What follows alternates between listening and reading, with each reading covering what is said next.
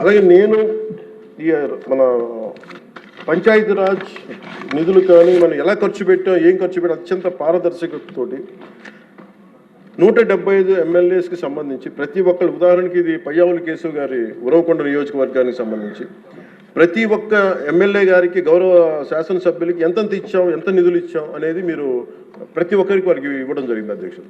ఇందులో ఎవరికి కూడా నా దృష్టికి ఏ సమస్య వచ్చినా, పంచాయతీ రాజ్ శాఖకు సంబంధించి ఏది వచ్చినా కానీ, ఆర్డబ్ల్యూఎస్ కానీ లేదంటే ఫారెస్ట్ డిపార్ట్మెంట్ ఏది వచ్చినా సరే ప్రత్యేక శ్రద్ధ పెట్టి ఉన్న పరిమితమైన నిధులనే అందరూ ఒకళ్ళకి ఇవ్వకుండా కూడా పార్షియాలిటీ చూపించకుండా ఉన్నంతలో అందరికీ న్యాయం జరిగేలా మేము చేస్తామని, ఇది మీ ద్వారా ప్రతి ఎమ్మెల్యే గారికి, ప్రతి గౌరవ శాసనసభ్యులు ప్రతి ఒక్కరికి పంచాయతీరాజ్ శాఖ అందజేస్తున్న అధ్యక్ష. ఇది మీ దృష్టికి తీసుకొస్తా ఉన్నాను. ఇది మీ నియోజకవర్గాల్లో మీకు ఎంత ఖర్చు పెట్టాం, ఎలా చెప్పాం, మీరు చాలా సగర్వంగా మీరు చెప్పుకునేలా ఉంటుందని తెలియజేసుకున్నాను అధ్యక్ష. ఏమండి? Thank you.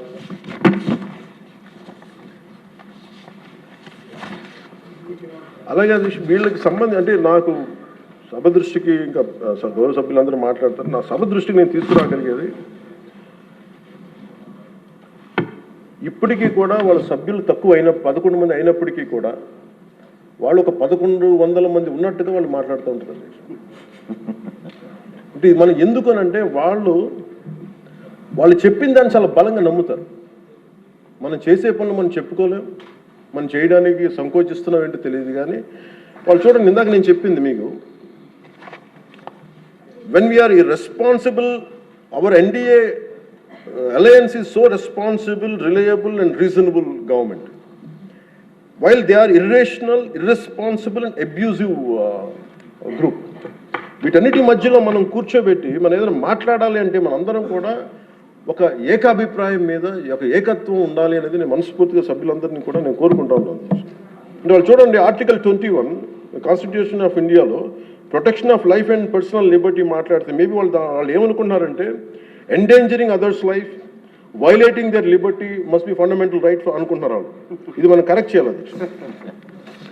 అలాగే ఆర్టికల్ 19లో 1A all citizens have the right to freedom of speech and expression అంటే వాళ్ళు ఏమనుకున్నారంటే for them it is right to abuse others అనుకున్నారు. ఇవన్నీ కరెక్ట్ చేయాలంటే మటుకు మనం చాలా బలంగా మనలో మనం ఎలాంటి పొరపక్షాలు లేకుండా, మనకి ఎలాంటి గొడవలు లేకుండా ఉంటే తప్ప ఇలాంటి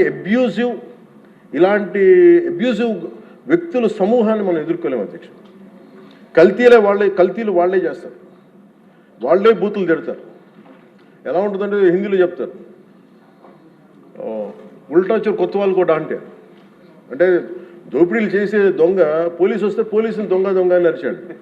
వాళ్ళే తిట్టి, వాళ్ళే అబ్యూస్ చేసి మళ్ళీ మనం తిట్టామని చెప్తారు. కల్తీలు వాళ్ళే చేస్తారు. కానీ మనం డిఫెండ్ చేసుకోవడానికి irrespective of whether we are from different parties, మనం విభిన్నమైన కుల సమూహాల నుంచి రావచ్చు. కానీ బట్ రాష్ట్ర ప్రయోజనాలకి మనందరం ఒకే గలంతో ఉండాలని మనస్ఫూర్తిగా మీ ద్వారా నేను అందరూ ఉండాలని కోరుతున్నాను. నాకు మీకు ప్రజల ఆకాంక్షలు ఎలా ఉంటాయో తెలియదు, ప్రజల ఆశయాలు ఎలా ఉంటాయో తెలియదు. మీరు బడ్జెట్ వస్తుంది అంటే అరే మాకు ఏం వస్తుంది ఇందులో కోరుకుంటారు. ఒక సమ్మర్లో స్కూల్కి వెళ్ళబోతున్న పిల్లలకి అరే మాకు భవిష్యత్తు మాకు ఏం ఖర్చు ఉంటుంది, ఎంత ఖర్చు ఉంటుంది, తల్లిదండ్రులు రాసుకుంటారు. అది మాకు చిన్నప్పుడు మాకు గుర్తు. అలాంటిది ఒక బడ్జెట్ వస్తుంది అంటే ఎన్ని ఆశయాలు ఉంటాయి, ఎన్ని కోరికలు ఉంటాయి, ప్రతి గ్రూప్ మాకేమొస్తుంది, మాకేముంటుందని అనుకుంటా ఉంటాం. ఇది మేమందరం ఈ రోజున బడ్జెట్లో అందరికీ ఎంత తృప్తిగా ఉంటుందో నాకు తెలియదు. కానీ one commitment to people I can say, ఒక 15 ఏళ్ళు మేము ఈ రాష్ట్రం కోసం ఈ అలయన్స్ ద్వారా మేము పాటుపడతాం. దానికి మేము చిత్తశుద్ధిగా, త్రికరణ శుద్ధిగా, అద్భుతంగా ఉండాలి రాష్ట్రం మనస్ఫూర్తిగా నేను కోరుకున్నాను అధ్యక్ష.